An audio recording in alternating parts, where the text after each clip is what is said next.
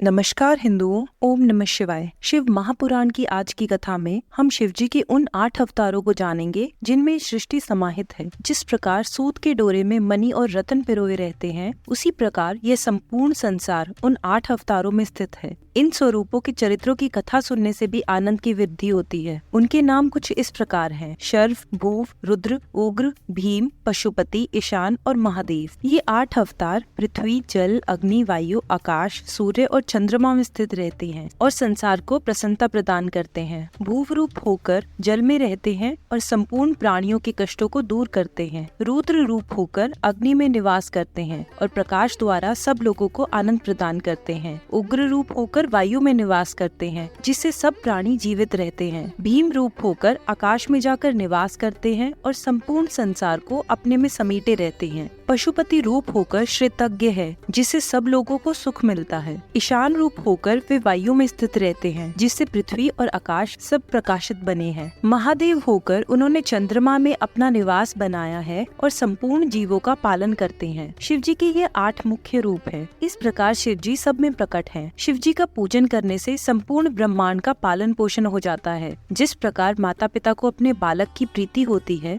उसी प्रकार मनुष्य को चाहिए कि संसार के समस्त प्राणियों पर प्रेम रखे। ऐसा आचरण करने वाले व्यक्ति पर शिव जी अत्यंत प्रसन्न होते हैं। अस्तु सब जीवों में शिव जी का ही स्वरूप जानकर सब पर स्नेह रखना चाहिए। जो मनुष्य अपनी भलाई चाहता हो, उसे उचित है कि वह शिव जी के इन 8 स्वरूपों की सेवा किया करे। जब ब्रह्मा जी ने सृष्टि को उत्पन्न करना आरंभ किया, तो उन्होंने उसका पालन भी माता के समान किया, परंतु वह किसी भी प्रकार वृद्धि को प्राप्त नहीं हुई। उस समय वे अत्यंत चिंतित होकर यह विचार करने लगे कि अब मैं कहाँ जाऊँ और किसकी सहायता लूँ। उस समय उन्हें चिंतित देखकर यह आकाशवाणी हुई: हे ब्रह्मा, तुम मैथुनी सृष्टि उत्पन्न करो, वह सृष्टि वृद्धि को प्राप्त होगी। उस आकाशवाणी को सुनकर उनके भी मन में ऐसी इच्छा हुई कि मैं ऐसी ही सृष्टि उत्पन्न करूँ, परंतु उसमें उन्हें सफलता नहीं मिली। तब उन्होंने यह विचार किया कि बिना शिव जी की सहायता के मेरा मनोरथ सफल नहीं होगा। इसलिए उन्होंने तपस्या करना आरंभ किया। उस तप से प्रसन्न होकर शिव जी अर्धांगिनी स्वरूप धारण कर उनके पास आए। उन्हें देखकर उन्होंने बड़ी ही स्तुति की और अपनी अभिलाषा कह सुनाई। उस समय शिव जी ने यह कहा: